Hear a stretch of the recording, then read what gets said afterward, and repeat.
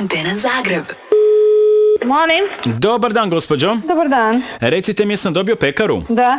Evo ovako, gospođo, Mili Lulek ovdje iz Državnog zavoda za ukidanje. Vi vršite prodaju bureka? Da. Recite mi, u sklopu prodaje bureka imate li mliječne proizvode, odnosno jogurt? Imamo. Znači ovako, gospođo, gledajte, u roku od 3 mjeseca naš zavod za ukidanje će ukinuti, znate kako su čašice jogurta? Da. I gore se nalazi ona zaštitna folija. Da.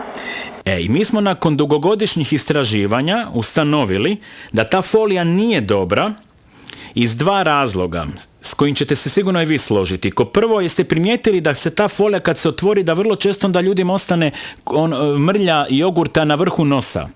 Da. A jeste li još primijetili da se zna jezik porezat na to?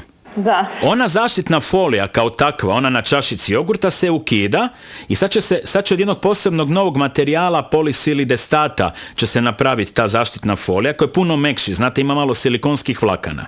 No međutim, ova naredna 3 mjeseca tranzicijska takozvana, kada vi prodajete, znači vi kao prodavač u pekari, prodajete burek i neko paralelno uz burek normalno jogurt.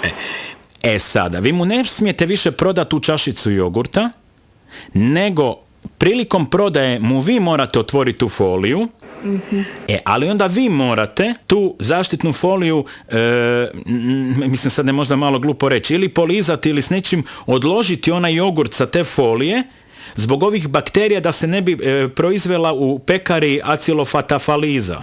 Da. Kad bi vama najbolje pasalo da vam ja dođem napraviti jedan mali tečaj, znači kako ćete tu foliju skidat? Znači ćemo biti 1,5 svaki dan smo skupa, smjena je. Pa onda najbolje na smjeni kad smo oba dve. Pa da vježbamo svi troje. Ja.